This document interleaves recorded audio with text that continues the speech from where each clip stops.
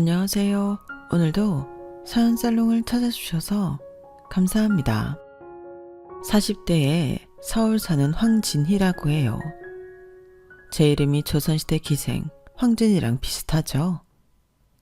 차라리 기생이었지만 나름 자기 재능 펼치며 화려한 삶을 살았던 황진이가 부럽네요. 제 삶을 돌아보자면 그저 한숨밖에 안 나오거든요. 요즘 유튜브도 그렇고 다른 사람의 삶을 엿볼 수 있는 기회가 많잖아요. 들어보면 참 힘들었겠다 싶으면서도 그래도 내가 이겼다 싶어요.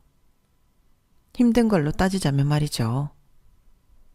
다행히 요새 40대가 되어서야 조금 빛을 보고 있어요. 이렇게 늙음하게 큰 행운을 누리게 해주려고 그동안 절 진흙탕에 마구 굴렸나 봅니다.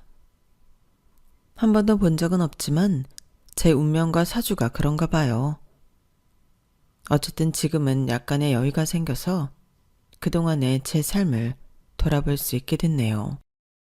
지금껏 제가 살아온 내용을 얼핏 알고 있던 제 친구는 저보고 소설로 써서 출판해보라고 하더군요.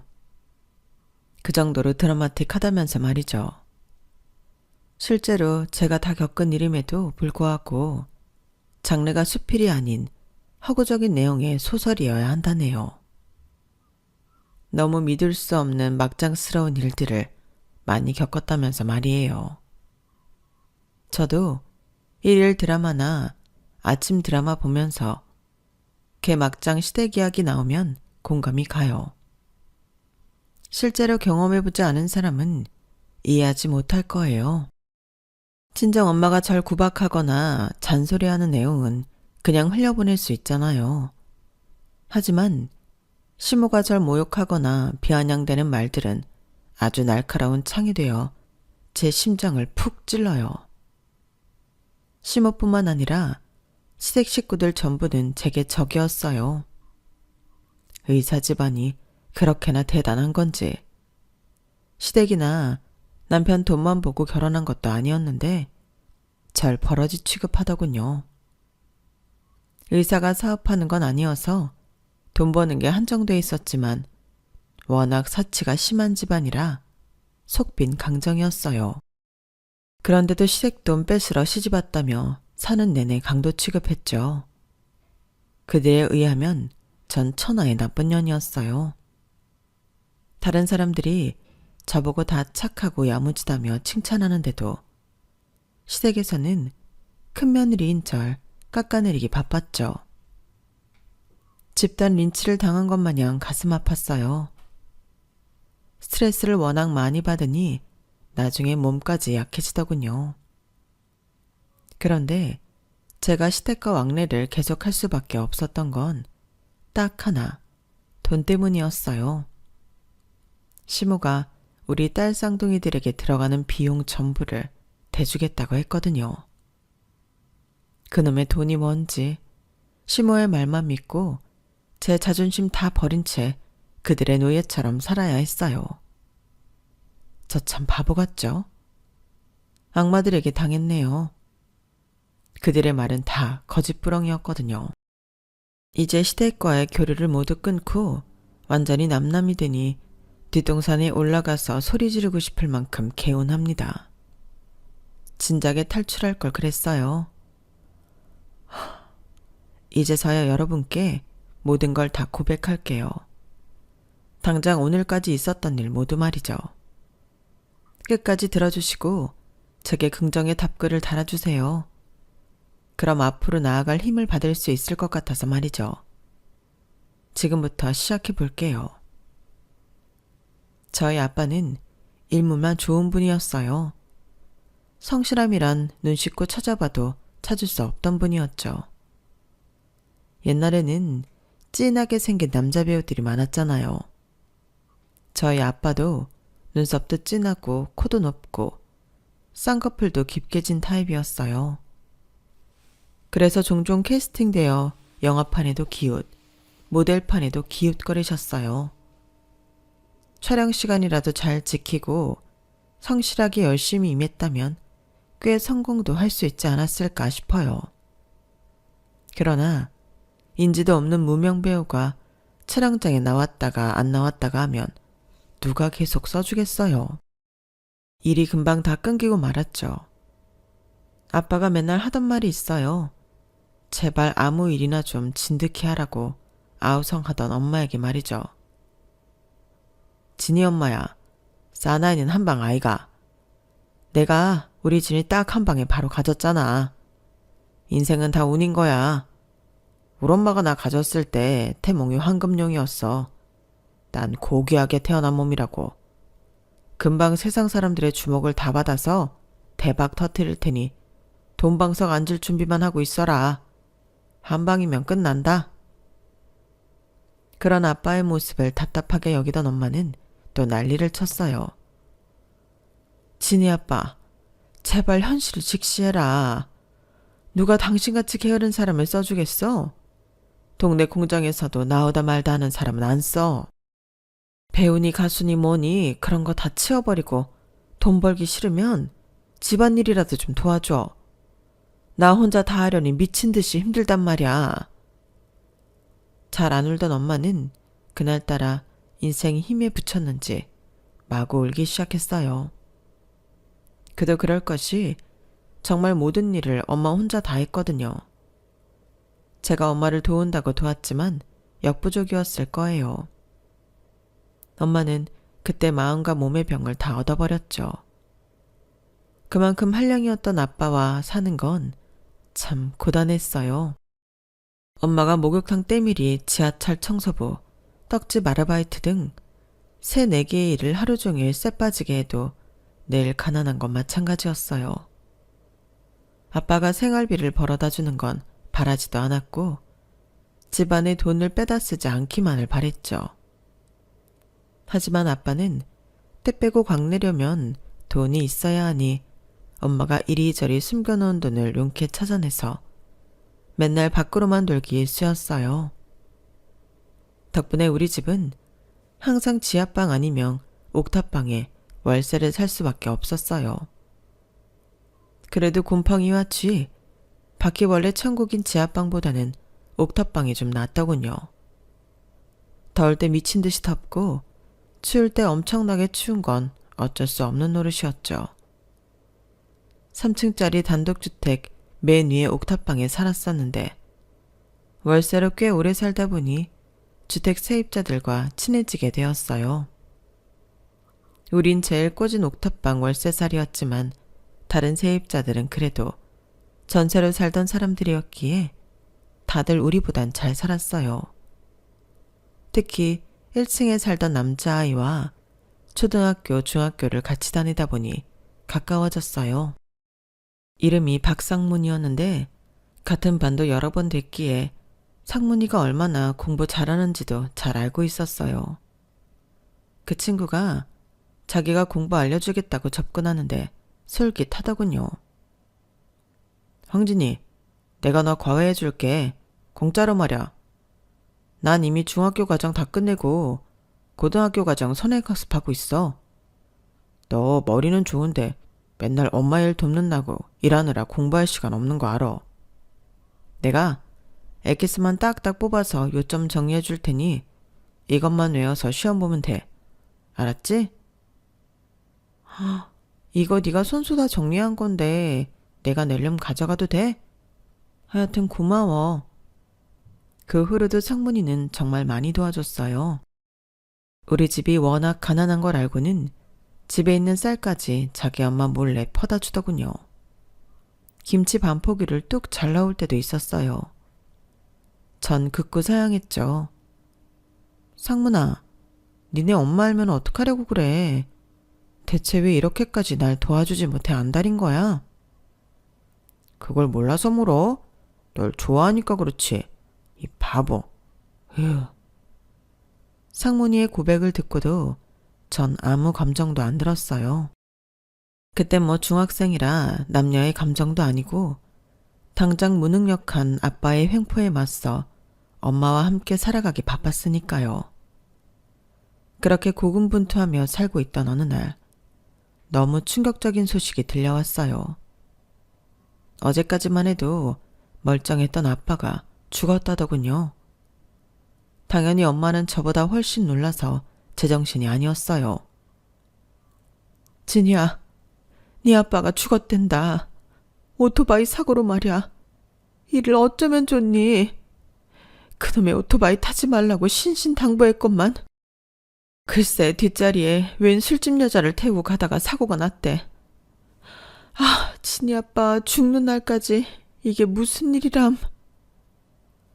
아무리 망나니짓만 하다가 돌아가신 아빠지만 그래도 우리 가족이었기에 그 슬픔은 이루 말할 수 없었어요. 없는 돈 있는 돈 다 끌어모아 아빠 장례식을 치러주는데 상문이가 학교 끝나면 와서 정말 많이 도와줬어요. 우리 아빠 장례 도와줘서 정말 고마워 상문아. 시험 기간인데 너 공부해야 하는 거 아냐? 얼른 집에 가봐. 맨날 전교 1등만 하던 네가 나 때문에 성적 떨어지면 안 되지. 이번에 전교 꼴찌를 한다 해도 내 공부 실력에는 변함은 없을 테니 걱정 마. 앞으로 내가 평생 널 지켜줄게. 너무 슬퍼하지 마, 진이야.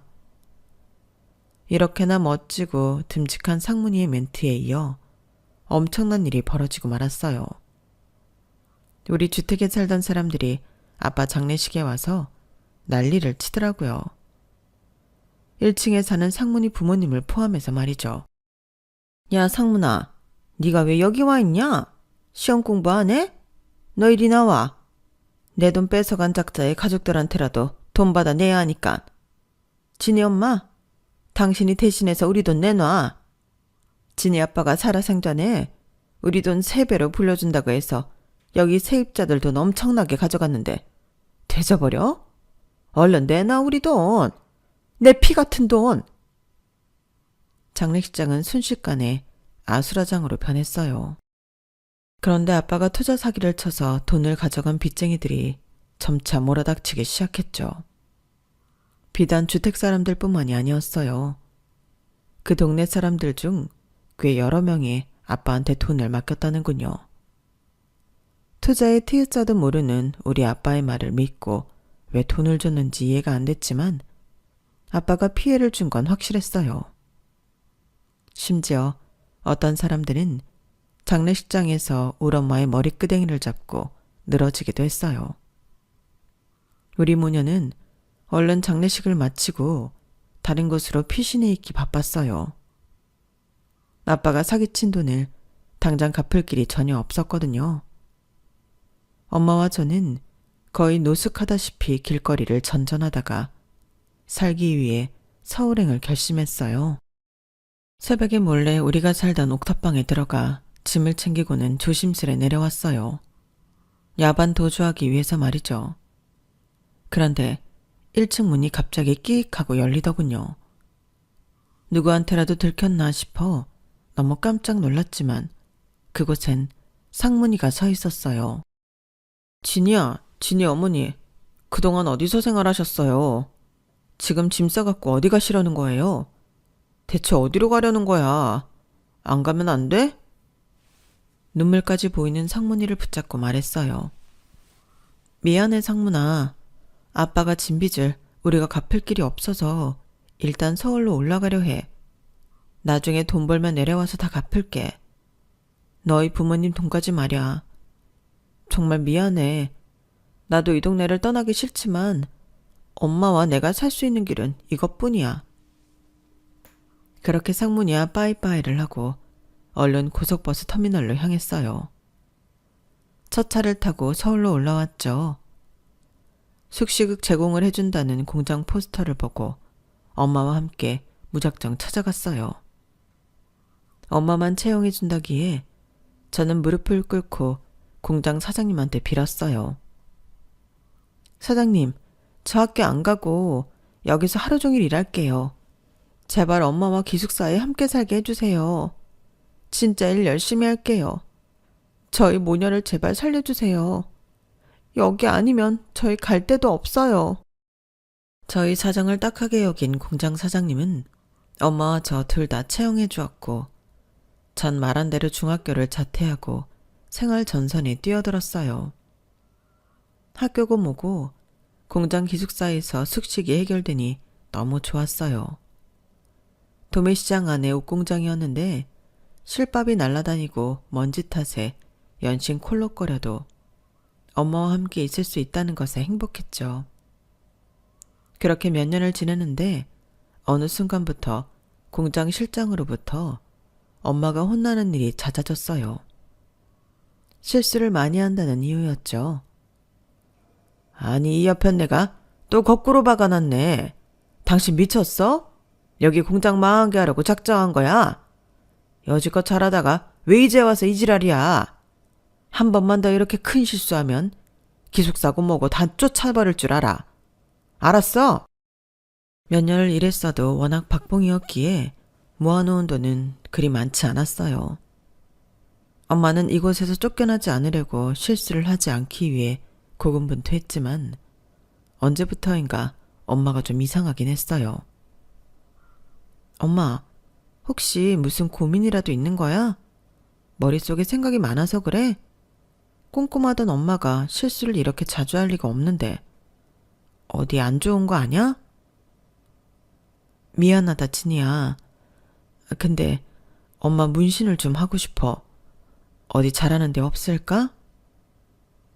갑자기 문신을 하고 싶다던 엄마가 좀 이상했어요. 그때 당시에도 미용을 위한 문신이 있긴 했지만 멋부릴 줄도 모르는 엄마가 갑자기 문신을 한다고 해서 좀 놀랐어요. 엄마는 수소문에서 문신하는 집에 찾아가 기어코 문신을 하고 돌아왔어요. 그런데 눈썹이든 아이라인이든 대체 어디에 문신을 한 건지 엄마의 얼굴을 봐도 모르겠더라고요. 그러다가 문득 엄마 팔 안쪽을 봤는데 엄마의 이름과 주민번호가 새겨져 있더군요. 까만 잉크로 깊게 문신돼 있었죠. 전 너무 놀라서 엄마를 붙잡고 물었어요. 엄마, 이게 무슨 짓이야? 왜 엄마 팔 안쪽에다가 이름이랑 주민번호 문신을 하고 온 거야? 엄마 미쳤어? 대체 왜 이래? 진이야, 잘 들어. 엄마가 너무 깜빡깜빡하고 기억이 완전히 없어질 때가 많아서 병원에 다녀왔었어. 치매가 진행되고 있대. 그것도 꽤 빠른 속도로 말이야. 젊은 사람 치매는 더 빠르게 진행된다더라고. 이제 여기 공장 일로 더 이상은 못할 것 같아. 몇 년을 한 일인데도 어떻게 하는 일인지 아예 생각 안 날 때가 많아. 엄마가 우리 진이 얼굴도 못 알아보게 되면 어떡하지? 엄마는 그게 너무 무서워. 엄마, 그게 대체 무슨 말이야? 엄마가 왜 치매에 걸려? 아직 40대에 이렇게 예쁜 우리 엄마가 왜? 내가 엄마를 평생 지켜줄 테니 걱정 마. 무서워하지 말고 나만 믿어, 엄마. 이렇게 호언장담해 놨기 때문에 전 엄마를 끝까지 지켜야 했어요. 기억이 점차 없어지고 있는 엄마를 지킬 사람은 이 세상에 단 하나, 딸내미인 저뿐이었거든요. 일단 엄마가 공장 일을 거의 하지 못하는 지경까지 이르렀기에 저와 함께 공장에서 나왔어요. 기숙사에서 짐을 꾸려 나와서 지금까지 모아놓은 돈으로 시장통에 있는 다 쓰러져가는 건물 맨 위층 옥탑방에 전세로 들어갈 수 있었어요. 또다시 옥탑방 신세가 되었지만 그래도 이번엔 월세가 아닌 전세였으니 그나마 형편이 나아졌다고 느꼈죠.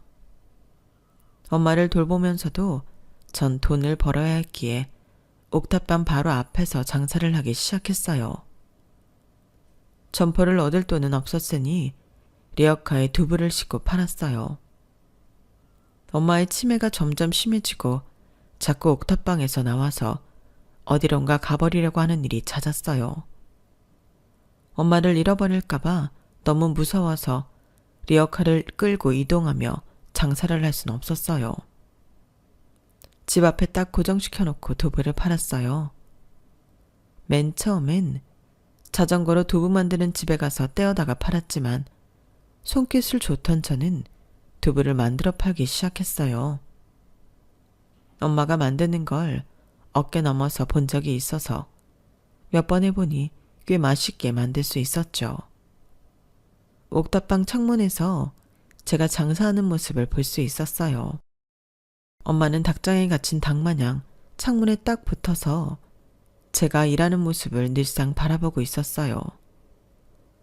날씨가 좋을 때는 의자를 갖다 놓고 엄마를 옆에 딱 앉혀놓고 두부를 팔았어요. 이젠 제 이름조차 기억 못하는 엄마가 자꾸 어디론가 도망치려 하자 제 허리와 엄마의 허리에 긴 끈을 매달아 놓고 장사를 하기도 했어요. 도망 못 가게 말이죠. 이런 저와 엄마의 모습을 본 손님들은 다들 한마디씩 했어요. 아우, 진이 참 똑순이다. 효녀야, 효녀. 요즘 세상에 아픈 엄마를 이렇게 지극정성으로 모시면서 돈까지 버는 딸내미가 어딨어. 분명히 복 받을 거야. 그러면서 단골이 되어주는 손님들이 참 고마웠어요. 그들의 응원에 힘입어 두부뿐 아니라 칼국수도 만들어 팔고 묵도 쏘어다 팔고 했어요. 돈 버는 재미에 푹 빠져 밤에 잠을 줄여가며 음식을 만들어다 팔았어요. 그 몇 시간을 온전히 잠에 들 수도 없었어요. 불행히도 엄마가 착한 치매가 아니어서 밤에 소리를 지르고 집을 나가겠다며 떼를 쓰는 게 한두 번이 아니었거든요. 진짜 치매는 몹쓸 병이더군요. 그렇게 친절하고 상냥했던 천사 같은 우리 엄마가 어쩌다 이렇게 야수처럼 변해버렸는지 울기도 참 많이 울었죠. 엄마는 본인이 어디 아픈지 정확히 표현도 잘 못했기에 아프다고 하면 동네 병원을 무조건 모시고 갔어요. 의사한테 우리 엄마가 대체 어디가 아픈지 한번 맞춰봐달라고 매번 수수께끼를 내야 했죠. 젊은 의사 선생님이었는데 무척이나 친절해서 다행이었어요. 강숙자님 또 오셨어요? 이번엔 어디가 아파져오셨을까나? 진희씨가 수고가 많네요.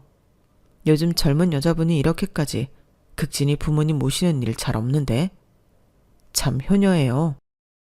의사가 제 이름을 알고 있는 것이 놀라웠어요. 어머, 제 이름을 어떻게 아셨어요, 선생님? 좋게 말씀해 주셔서 감사합니다. 뭐 자식이 부모 돌보는 게 당연하죠. 여기 시장에서 진희씨 모르면 간첩이죠. 저도 몇 번 가서 두부 샀었는데 기억을 못 하시나 보네요. 하긴 의사 가운 벗으면 너무 평범한 외모이긴 하죠. 그 남자 의사는 그 이후로 아예 의사 가운을 입은 채로 제가 두부 팔던 리어카로 와서 잔뜩 사줬어요. 어머, 선생님 또 오셨네요. 근데 남은 두부랑 칼국수를 다 사시겠다고요? 이렇게까지 많이 안 팔아주셔도 되는데 식구가 많으신가 봐요. 전 아직 솔로인데 우리 병원 식구들 다 나눠주고 저희 부모님까지 드리고 하려면 많이 필요해요. 어차피 장사 끝날 시간이잖아요. 제가 남는 재고 다 사갈 테니 싸주세요. 이렇게 의사 선생님은 어느 순간부터 장사 마칠 시간에 와서 남은 물건들을 다 팔아주더군요. 그러고는 한참을 서서 저와 이야기를 나누었어요. 전 그 남자 의사와의 대화를 하면서도 뒤통수가 따가웠어요. 치매 걸린 엄마가 옥탑방 창가에 서서 저만 기다리고 있다는 걸 알았기 때문이죠. 아, 제가 진희 씨를 너무 많이 잡아뒀네요. 저기 맨 꼭대기 옥탑방 보니 창가에 어머님이 서 계시네요. 진희 씨가 집에 오기만을 손꼽아 기다리시는 것 같아요. 대화 즐거웠어요. 얼른 들어가 보세요. 내일 또 올게요. 내일은 공휴일이잖아요, 선생님. 병원 쉬는 날인데 여기 또 오시라고요? 공휴일 끝나고 평일에 봬요. 공휴일에도 여기 두부집 들르고 싶어요. 보아하니 연중 무휴로 매일 장사하시는 것 같은데. 그럼 저도 연중 무휴로 매일 오고 싶어요. 진희 씨 만나러 말이죠. 순간 제 얼굴이 빨개졌어요. 혹시 나한테 관심이 있나 하는 생각도 들었지만 의사 선생님이 뭐가 아쉬워서 날 좋아하겠나 싶었죠. 그런데 그 후로 이정식 의사 선생님 생각이 머릿속에서 떠나질 않더군요. 그도 그럴 것이 진짜 매일 와서 제가 장사하는 걸 도와주기까지 했거든요. 병원 쉬는 날에도 말이죠. 헛된 희망을 갖지 않기 위해 그 의사에게 대놓고 말했어요. 선생님, 무엇 때문에 이렇게까지 저한테 잘해주시는지는 잘 모르겠지만 20대 아가씨인 제가 착각할 수도 있으니 이런 호의는 그만 베푸시는 게 좋을 것 같아요. 그거 착각 아니에요. 제가 괜히 시간 내서 매일 찾아오겠어요. 지니 씨가 너무 괜찮은 사람이라는 걸 알고 호감이 생겨서 그런 거예요. 처음엔 그냥 호기심이자 관심 정도였는데 지니 씨랑 많은 대화를 나눠보고 시간이 점점 지날수록 내 감정이 눈덩이처럼 커졌어요. 나 책임져요. 아니, 내가 지니 씨 책임지고 싶어요. 내가 의사인데 지니 씨 아픈 엄마 못 돌보겠어요? 다 괜찮으니 내가 지니 씨 옆에 평생 함께 있어줘도 될까요? 지니 씨, 많이 좋아해요. 그 순간 제 맘이 철렁하면서 심장이 내려앉는 듯 했어요. 이렇게 비루한 내가 뭐가 좋다고 고백까지 하는지 그의 마음을 이해할 수 없었죠. 누군가에게 따뜻한 마음을 전달받은 게 너무 오랜만이라 눈물이 뚝뚝 흘렀어요. 급기야 엉엉 오열을 하고 말았죠. 그 남자 앞에서 말이에요. 말을 잇지 못할 정도로 서럽게 울었어요. 그의 마음이 참 고마웠죠. 그러나 제 자신이 의사와는 어울리지 않는다고 생각했어요. 그를 좋아하는 제 마음을 표현하지 못한 채 맘과는 다른 말을 했어요. 죄송해요, 선생님. 그런데 제가 앞날이 창창한 젊은 의사 선생님 발목을 잡을 순 없어요. 전 선생님한테 어울리지 않는 사람이에요. 송충이는 솔잎을 먹어야죠. 그냥 엄마 돌보며 두부장수로 먹고 살래요. 괜히 저에게 헛된 희망을 품게 하지 말아주세요. 제가 젊어 보여요? 그렇다면 기분 좋네요. 저 40대예요. 노총각 중에서도 상노총각이네요. 매번 집안의 반대로 제가 좋아하는 여자와 연애조차 쉽게 할 수 없었지만 이제 40대나 됐으니 집에서도 반대하지 못할 거예요. 의사가 뭐 별건가요? 의사도 다 똑같은 사람이에요. 여튼 지니 씨 마음 열릴 때까지 계속 두드릴 테니 그리 알아요. 진짜 이정식 이 남자는 끈질기게 고백해왔어요. 심지어 병원 쉬는 날 옥탑방 저희 집에 올라가 저희 엄마를 돌봐주기도 했어요. 제가 장사하고 있는 동안 말이죠. 엄마는 본인과 즐겁게 놀아주는 이 남자를 마냥 좋아하시더군요. 제 이름은 기억 못하는 엄마가 의사 선생님 이름인 이정식, 세 글자는 뚜렷이 기억했어요. 그날도 두부장차를 마치고 옥탑방에 올라갔는데 글쎄 그 의사 남자가 저희 엄마 똥기저귀를 치워주고 있더군요. 어머 선생님, 제가 할게요. 절 부르지 그러셨어요. 이런 걸 왜 선생님이 하고 계세요, 더럽게. 미래의 장모님 되실 분인데 뭐가 더러워요. 한 가족인데. 울 엄마는 한술 더 떠서 말하더군요. 아들, 내 아들, 이정식이 내 아들. 그것 봐요. 이미 난 사위가 아니라 장모님의 아들이 돼 있다니까요. 엄마와 그 남자는 한박 웃음을 짓고 있는데 그 모습을 본 저는 눈물이 났어요. 정말 가슴속에서 올라오는 감동의 눈물이었죠. 고마워요, 선생님. 제 곁에 평생 있어주신다고 했죠? 제가 선생님 위해서 평생 헌신하면서 살게요. 이렇게 보잘것없는 저와 엄마를 걷어주셔서 진짜 감사해요. 전 이 남자와 부둥켜 안고 엉엉 울었어요. 그날 이후로 우린 연인이 되었죠. 하지만 남친과의 관계를 세상 사람들한테 알리고 싶지 않았어요. 같은 시장통에서 병원을 운영하는 그에게 두부장수인 제가 혹시나 피해를 끼칠까 봐서요. 그런데 그는 언제나 당당했어요. 심지어는 그의 동생 결혼식에 절 데리고 갔죠. 동생도 의사였는데 같은 의대에서 만난 여의사와 결혼한다더군요.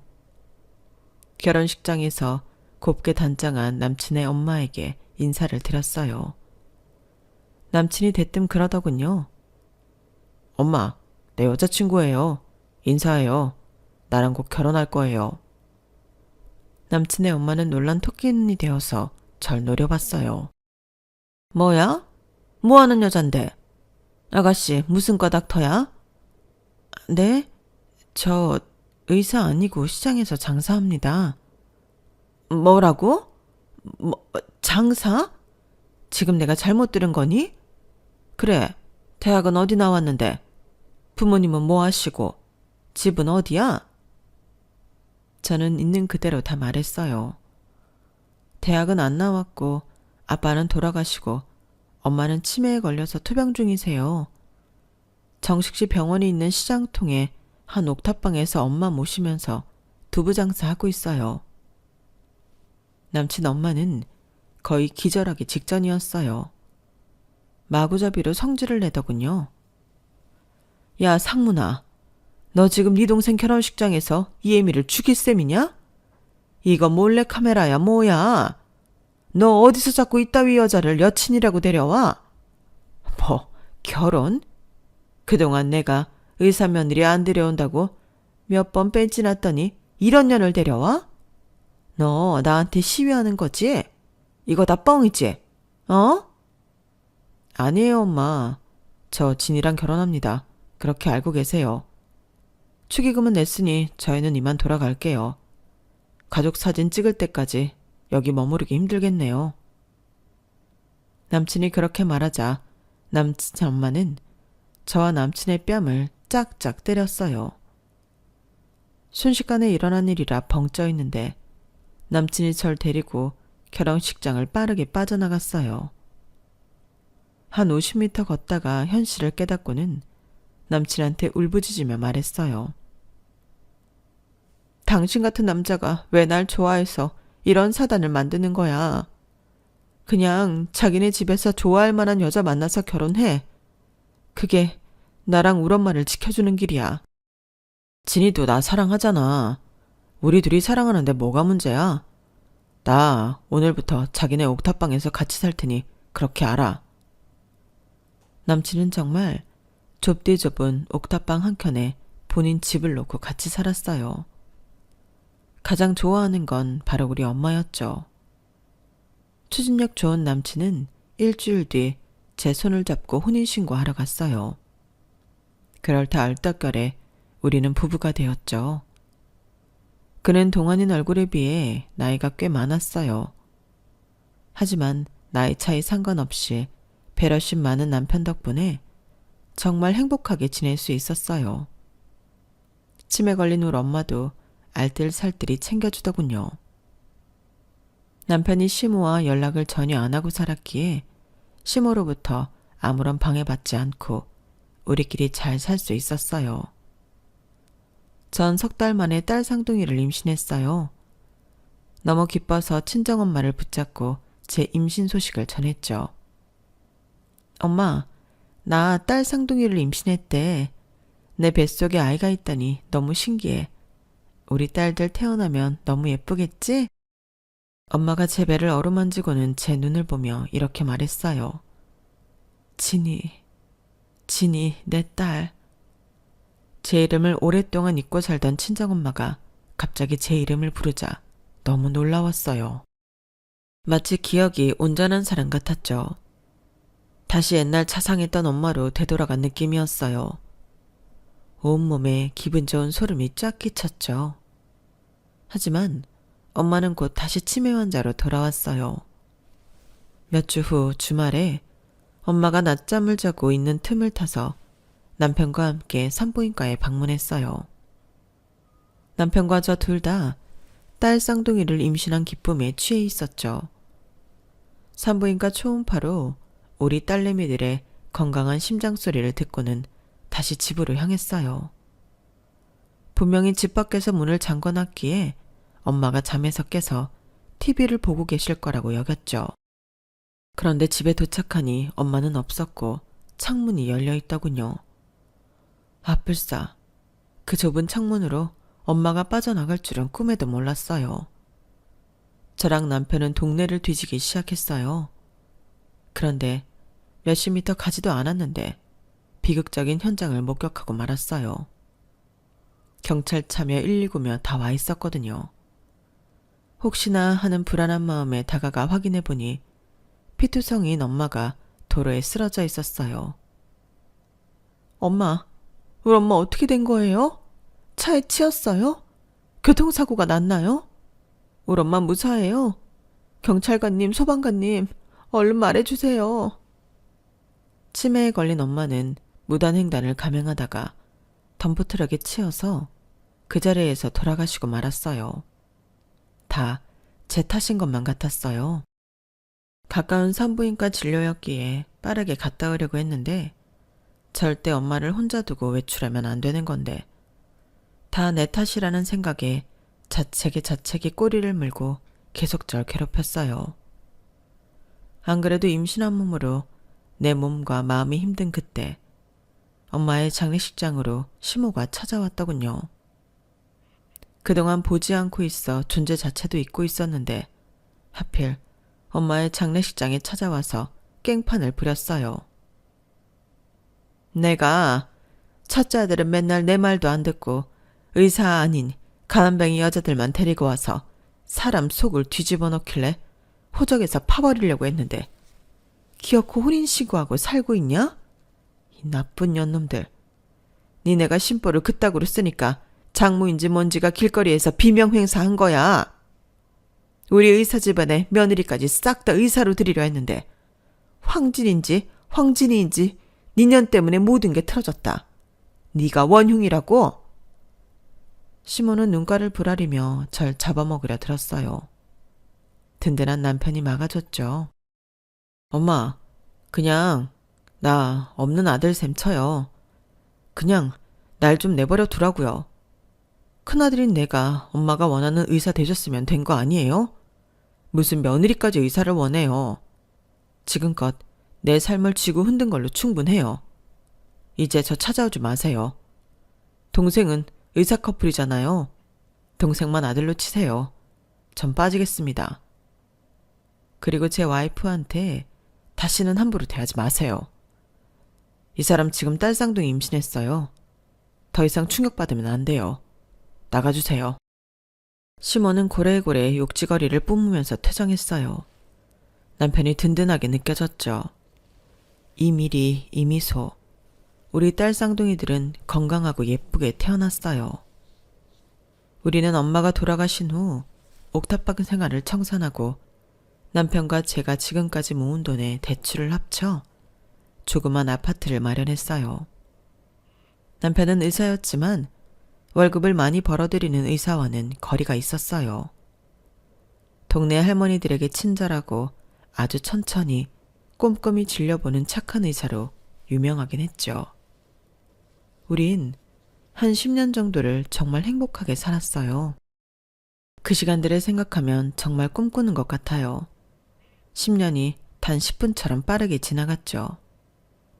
모범적인 의사로서 착하고 다정한 남편, 애교 많은 우리 딸들, 전업주부로서 최선을 다했던 저, 완벽했어요. 그런데 저희 가족이 너무 완벽했나 봐요. 하늘이 시샘을 했는지 내가 너무 사랑했던 남편을 제게서 앗아가더군요. 사인은 심장마비였어요. 50대 후반이었던 남편은 병원 일을 마치고 전등을 다 끄고 나오면서 쓰러지고 말았어요.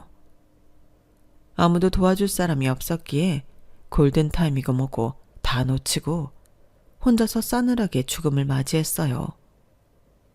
그것도 모르고 저와 딸내미들은 오지 않은 남편을 마냥 기다리고 있었어요. 엄마의 장례를 치르고 딱 10년 만에 남편의 장례까지 치러야 했죠. 하늘이 무너지고 세상이 무너지는 듯 했어요. 남편의 장례 준비를 하면서 거의 기어다녔던 것 같아요. 도저히 일어날 힘이 안 나더군요. 그런데 장례 마지막 날 시모와 시동생 부부가 찾아왔더군요. 아, 내 큰아들. 아직 젊은 내 새끼가 왜 죽어? 이년아, 넌 며느리도 아니다. 이 악마 같은 년. 네 주위에 있는 사람들은 다 죽어나가는구나. 네가 내 아들을 죽인 거야. 얼마나 혹사시켰으면 그 나이에 심장마비로 쓰러져. 오늘 너 죽고 나 죽자. 시몬은 제 머리채를 쥐고 흔들었어요. 시동생 부부는 얄밉게도 뒤에서 구경만 하고 있더군요. 저도 폭력적인 시모에 대해 발악하고 맞서고 싶었지만 밥도 며칠째 못 먹어서 힘이 없었죠. 하도 울어서 목소리도 안 나왔기에 쇳소리로 소리를 지를 뿐이었죠. 든든한 방패막이가 돼주던 남편이 그리웠어요. 그 자리를 초등학생이던 우리 딸내미들이 대신해줬죠. 할머니, 우리 엄마가 뭘 잘못했다고 머리를 잡아당기는 거예요. 다들 저리 꺼져버려요. 씩씩대던 시모는 유골함을 뺏어갔어요. 내 새끼 유골함은 내가 갖고 간다. 그리고 손녀들, 너희들 얼른 짐 싸라. 할머니 따라가자. 거지 같은 니네 엄마 곁에 있는 것보단 내 밑에서 자라는 게 교육도 잘 받고 좋을 거야. 전 다른 건 몰라도 내 새끼들을 뺏어가려 한다는 것에 정신이 돌아버렸죠. 어머님, 우리 딸들은 절대 안 됩니다. 죽을 때까지 제가 키울 거예요. 다시는 그런 말씀 하지 마세요. 참네. 야, 겨우 초졸이 네가 가르치긴 뭘 가르친다고 그래. 괜히 멀쩡한 애들 날라리나 만들지 말고 우리 집으로 같이 가자. 말도 안 돼요. 누굴 뺏어간단 말씀이세요. 우리 딸들 절대 안 뺏깁니다.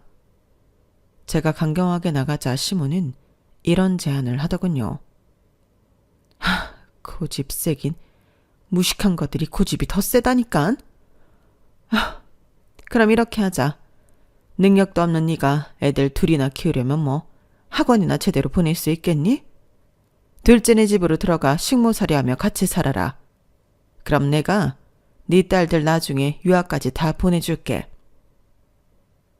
그랬더니 옆에서 불구경하듯 바라만 보고 있던 동서가 기분 나쁜 말을 짓거리더군요. 아니 어머님, 이렇게 가난하고 못 배워먹은 사람들 들이면 혹시 보석이라도 훔쳐가면 어떡해요? 요즘 파출부들도 기본적으로 고졸은 된다고요. 전 싫어요 어머님. 그러자 시모가 동서 귀에 대고 뭐라 설득하더군요. 아마 동선에 돈 좀 준다는 말이었던 것 같아요.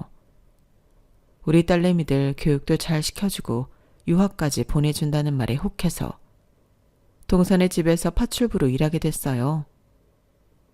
남편은 집안의 큰아들이었고 남편의 남동생인 시동생은 아주 늦둥이였어요.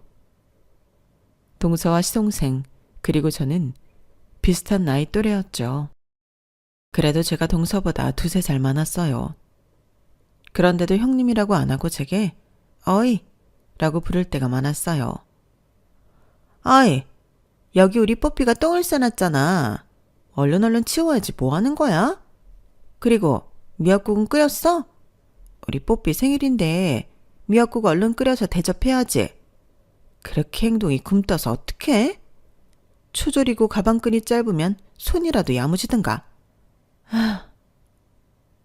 뭐? 동서, 아무리 내가 이 집 살림 도와주러 들어왔지만 형님은 형님이야. 나중에 애들 교육비도 어머님으로부터 받는 거지. 동서는 돈 한 푼 안 들이고 살림 도움 받는 거 아니야? 앞으로 제대로 형님이라고 호칭했으면 좋겠어. 그럴 때마다 동서의 얼굴은 울그락불그락했지만 그러거나 말거나 형님으로서 최소한의 대우는 받고 싶었어요. 우린 동서 내에서 가장 작은 방에 세 모녀가 함께 기거하고 있었어요. 어느 날인가 우리 딸 미소가 수학학원을 다니고 싶다고 하더군요. 전 교육비를 대준다던 시모에게 연락했죠. 그런데 시모의 대답이 전과는 달랐어요. 화장실 갈 때 마음 다르고 나올 때 마음 다르다더니 화가 나더군요. 어머님, 동선에서 하루 종일 파출부 일하면서 월급도 아니고 최소한의 생활비만 받고 있습니다. 어머님이 우리 딸들 교육비, 유학비용까지 다 대준다고 호언장담해서 여기서 더러운 꼴 다 처먹으며 노예생활하고 있는데 25만 원짜리 수학 단과학원도 지원 안 해주시겠다는 거예요? 벌써부터 이렇게 돈 달라고 하면 어떡하냐? 네 동선에서 좀 더 일하면 그때부터 지원해 줄게. 나 바쁘다. 끊어라. 너무 화가 났어요. 시댁 식구들은 자기네들끼리 짜고 절 골탕 먹이려고만 하는 것 같았죠. 이 집에서 탈출해야겠다고 느껴졌어요. 이미 우리 딸들을 그 동네로 다 전학시킨 터라 적당한 때만 보고 있었어요. 이번 학기가 끝날 때쯤엔 나와야겠다고 생각했죠. 그러던 어느 날 동생애가 맨 위층 펜트하우스로 집을 옮기게 됐고 이사 후 집들이를 한다고 하더군요. 가장 넓은 집으로 갔으니 자랑하고 싶었겠죠. 본인이 페이닥터로 일하고 있는 병원의 병원장 이하 전 직원을 초대했다고 했어요. 평소 집에서 병원에서 함께 일하는 사람들 뒷담화를 그렇게 까더니 막상 그들이 집에 오니 살살거리면서 아부를 하더군요. 특히 병원장한테 말이죠. 부엌에서 엉덩이 한번 못 붙이고 계속 일하느라 직접 나가보지는 못했지만 동서의 태도가 가소로웠어요. 과일을 잔뜩 깎아서 쟁반에 담아 손님상으로 나갔어요.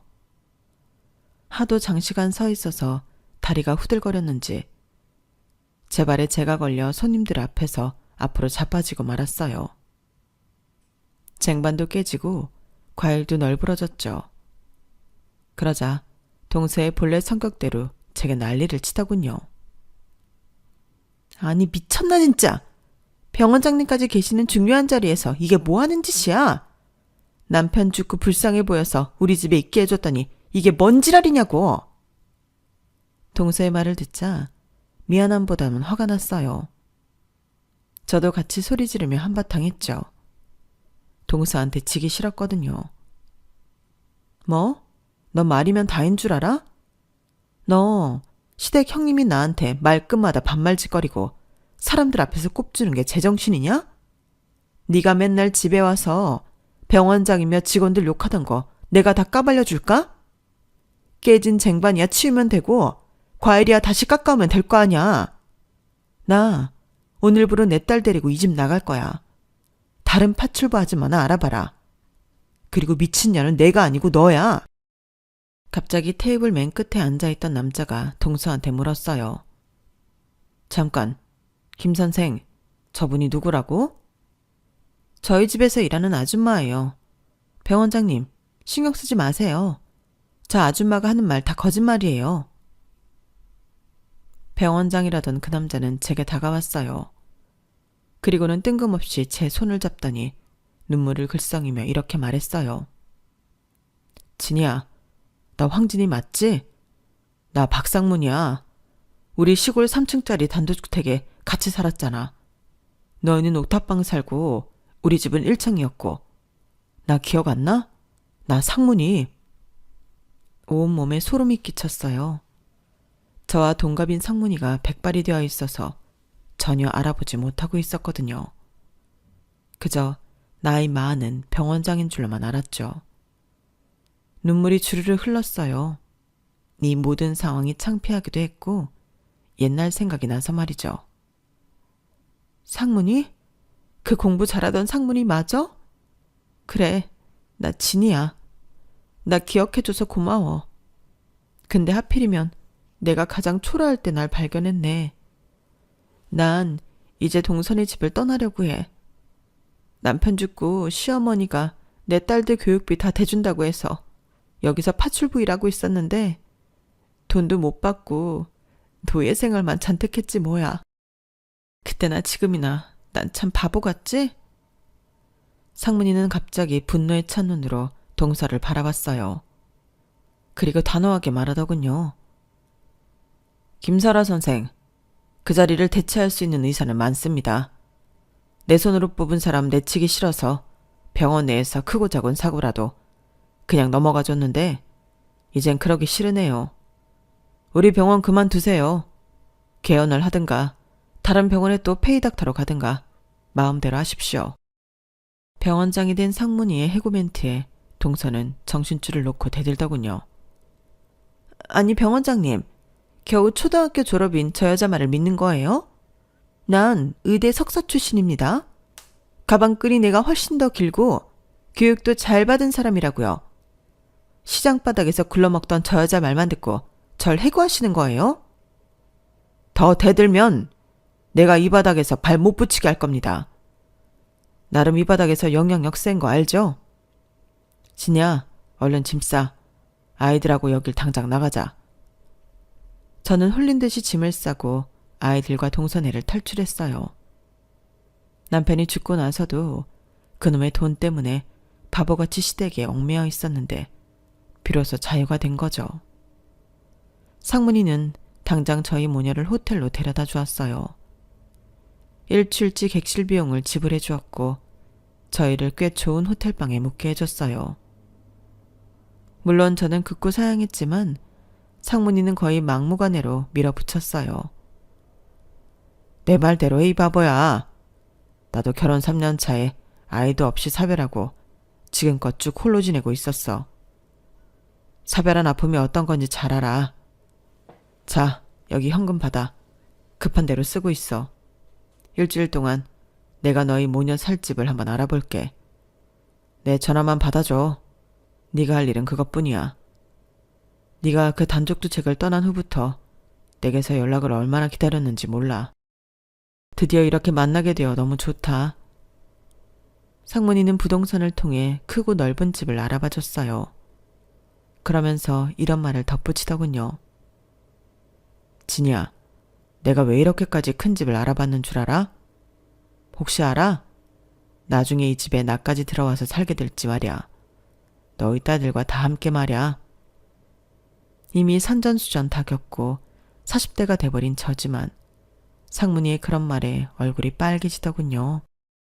상문이는 제 딸들과도 서스럼 없이 지내며 금세 친해졌어요. 상문이의 부탁으로 간호조무사 자격증을 취득하게 됐어요. 꽤 긴 여정이었죠. 그리고는 본인 병원에 취업시켜 주더군요. 자, 이쯤 되면 내 진심을 받아줄 때가 되지 않았니? 난 널 다시 만난 이후로 최선을 다하고 있어. 너의 마음을 얻기 위해서 말이야. 우리 이제 40대 나이도 많은데 빙빙 그만 돌아가자. 현실을 직시하자고. 사랑해, 진심으로. 우리 결혼하자. 너희 딸들에게 좋은 아빠가 되어줄게. 그렇게 우린 재혼을 하게 되었고 40대의 나이에 아이를 갖게 되었죠. 지금은 행복한 나날만 보내고 있답니다. 참, 성질머리가 지랄맞던 동서는 실력이 없는 의사였는지 페이닥터로 일하던 또 다른 병원에서도 의료 사고치고 잘렸다고 하네요. 절 괴롭혔던 시모도 화병으로 돌아가셨다고 하고요. 그 집 사정은 더 이상 듣고 싶지 않지만 현재 남편도 의사이니 그 세계에서 떠도는 소문들이 자꾸 귀에 들리네요. 현 남편은 부모님 모두 돌아가시고 외동아들이기에 현재 제게 시댁은 없어요. 그동안 너무 외롭게 지냈기에 남편은 지금 우리 가정에 덕없이 충실하게 지내고 있어요. 우리의 행복을 사수하기 위해서 말이죠. 늦은 나이에 임신한 노산인 만큼 몸 관리 잘하려고 해요. 요즘 저처럼 노산이 많은데 다들 순산하시길 기원해 봅니다. 지금까지 긴 글 읽어주셔서 감사해요. 언제나 건강하게 만수무강하시길 기원할게요. 여러분, 사연 댓글에 응원과 현명한 조언 부탁드려요. 좋아요와 구독은 저에게 큰 힘이 됩니다. 오늘도 좋은 일 가득하세요.